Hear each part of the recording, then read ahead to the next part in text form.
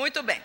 Aí o que é que acontecia? A empresa do Uruguai mandava os lucros para a Jalua, a outra para a Argentina, e essa vinha para o Brasil. Tudo isso considerado pelo método de equivalência patrimonial, ou seja, a empresa brasileira já registrava contabilmente todo o resultado dessas empresas do exterior. Qual foi a decisão? Aí houve a autuação dizendo que, no caso, as controladas indiretas, né? Voltando aqui, você tem a controlada indireta, que era Jalua, e as indiretas, que era Monte, e a outra empresa da Argentina. E aí a decisão foi o seguinte: lucros auferidos por intermédio de controladas e no exterior, fato gerador era pagamento do crédito e o que se tributava eram os dividendos. E aí, atenção, o problema hoje é na conceituação. Que natureza tem esse valor que está vindo de lá? Aqui foi dito que eram dividendos, que até a Lei 9.249 eram dividendos e eram tributados. A partir da MP 2151, a tributação independe do pagamento ou crédito e passando a incidir sobre lucros. E aí veio a Jalua, porque tinha tratado, foi considerado que não era tributável para evitar a dupla tributação, mas a controlada indireta foi mantida a tributação porque ele disse que, no caso, o tratado era só com a direta, não se estendia para a empresa indireta. Então, é interessante. Tem um outro caso também aqui, bem recente, agora de 2011, que foi o caso Normos, que ele diz que a legislação brasileira não estabelece incidência sobre os lucros da controlada estrangeira, e sim sobre os lucros da investidora brasileira. Então, veja, a interpretação mais recente que diz o seguinte: ora, o tratado para evitar dupla tributação é o quê? Sobre o lucro da estrangeira não tributa. Mas a brasileira, o que ela recebe é rendimento dela, não é rendimento da outra. Então, não está abrangido pelo tratado. E com isso faz o quê? Dá um bypass na legislação do tratado. E os tratados estão sendo desprezados e não estão sendo aplicados. Aí eu me pergunto, se tratado não é para ser aplicado, para que fazer tratado?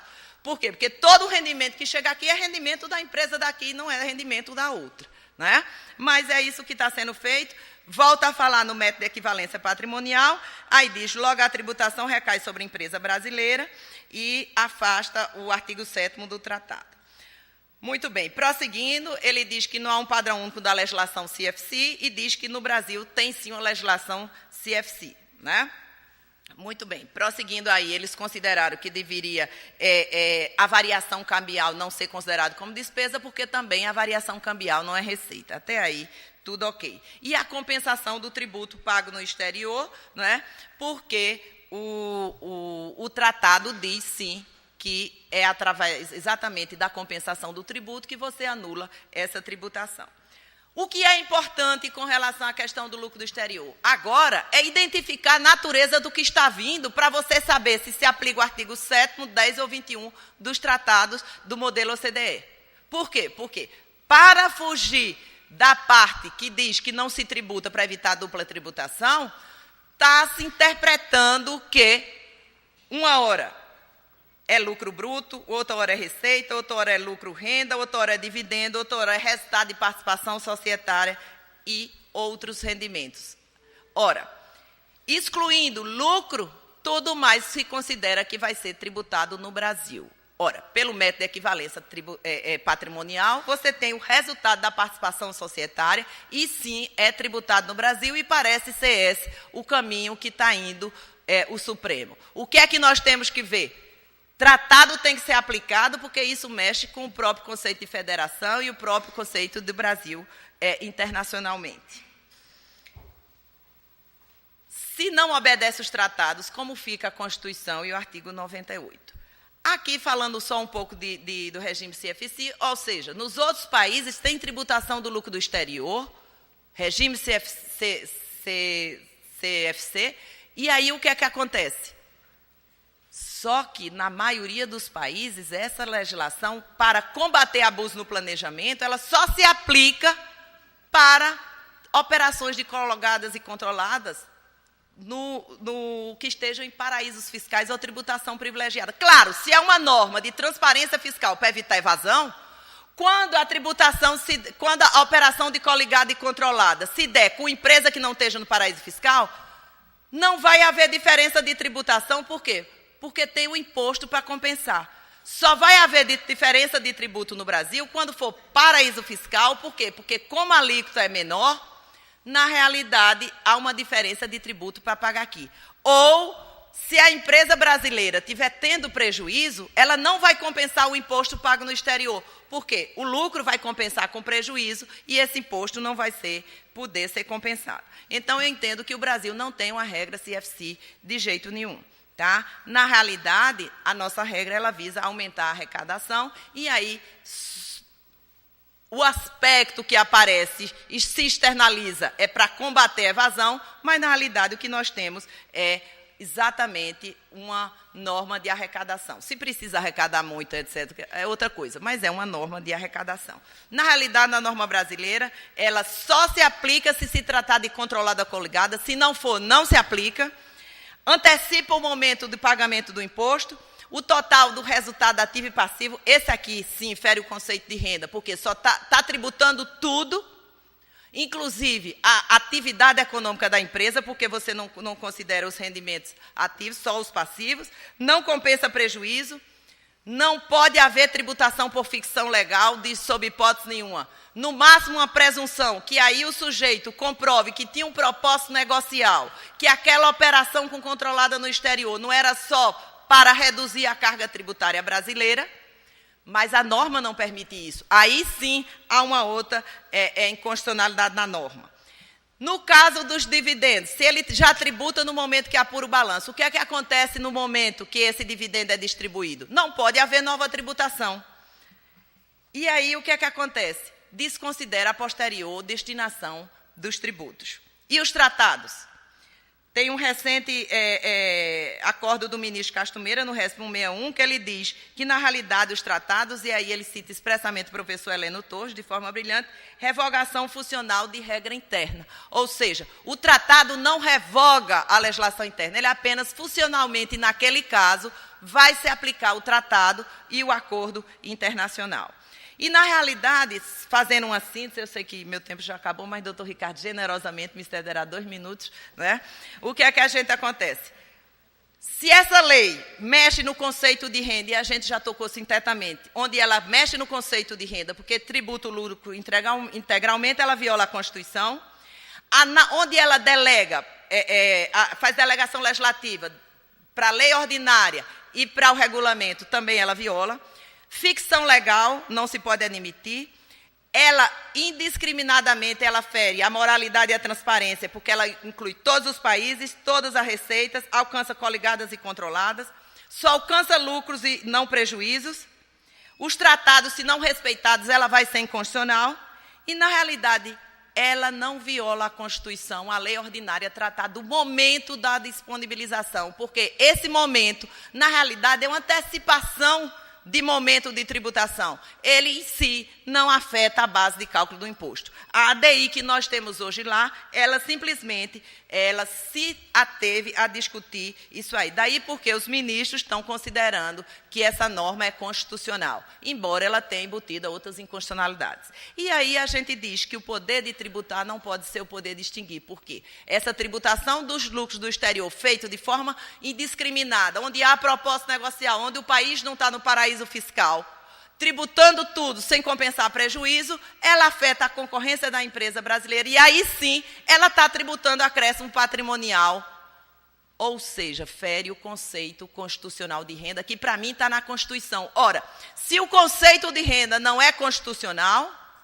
estaria se dando um cheque para o legislador. Então, para que botar a Constituição para tratar de tributos? Tá? A partir do momento, quando a Constituição quis dizer uma outra coisa, ela disse, uma hora ela fala renda, outra lucro, outra faturamento. Então, são conceitos distintos e não é o mesmo conceito.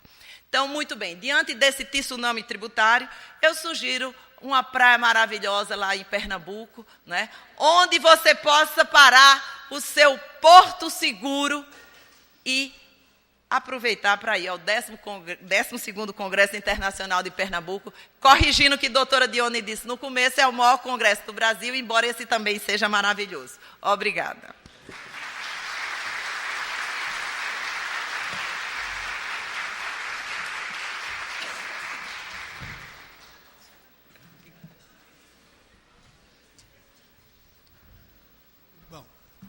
Os congressos sempre trazem belas surpresas e hoje tivemos uma grande surpresa.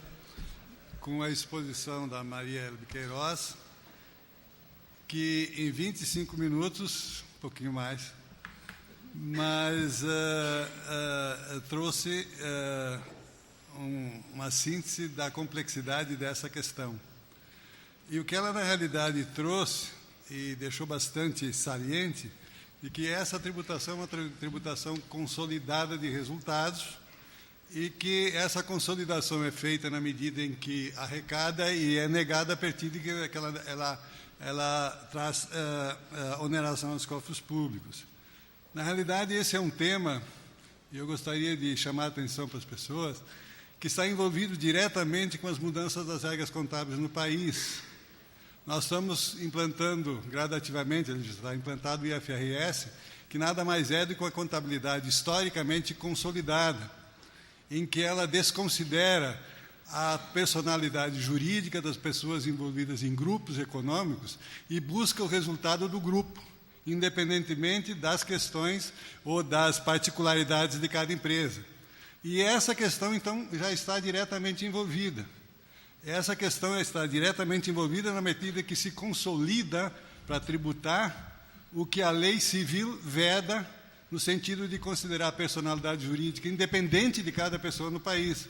Mas essa é a questão singular que a Maria Elbe examinou, a legislação está aqui, o tema está fervilhando, e essa questão hoje ainda vai desembocar daqui a 2, 3 anos, nesse sentido de que eu tenho um resultado tributado no exterior por via de uma contabilidade que adota os princípios do IFRS, e esse resultado vai ser diretamente tributado no Brasil, onde a regra jurídica diz que os efeitos do IFRS não podem ser considerados para tributação. Esse é um tema que não pode ser abordado aqui, e esse é um tema que, se a gente fosse examinar, um congresso inteiro não seria suficiente. Por isso, esse tema não foi abordado, ele foi trazido na sua citação, e dentro dessa citação gostaríamos, então, de ouvir o nosso segundo painelista, o Ricardo José da Souza Pinheiro, que fez a legislação, discutiu a legislação. Ele é um técnico dos mais conceituados no país dos acordos internacionais, e é claro que ele vai trazer a posição dele, que sempre é altamente respeitável e altamente justificável. Então, nós vamos ter justificações de um lado e de outro, e o Congresso serve exatamente para isso, para que cada pessoa ouça os painelistas e tire as suas conclusões para aplicá-las no seu dia a dia. Nós vamos, então, ter o Ricardo José de Souza Pinheiro, que é auditor fiscal da Receita Federal do Brasil aposentado, funções exercidas na Receita Federal do Brasil, fiscalização externa, supervisão de grupos de fiscalização externa, chefe da divisão de programação e avaliação e coordenação geral da fiscalização, assessor do coordenador geral de fiscalização, chefe da divisão de imposto de renda da coordenação geral da tributação, assessor do coordenador geral de tributação, coordenador geral de fiscalização, assessor do secretário da Receita Federal, secretário adjunto e secretário substituto da Receita Federal de setembro de 99 a janeiro de 2007, assessor especial do secretário da Receita Federal do Brasil, exerceu o cargo de secretário da Receita de Secretaria do Estado da Fazenda do Rio de Janeiro. Temos aqui, então, novamente a presença de um painelista que, historicamente, tem apresentado temas da discussão nesse painel, e agradecemos a sua contribuição histórica, e antecipadamente já sabemos que a sua exposição vai ser de grande valia para todo mundo. Bom, e atualmente, como está no programa,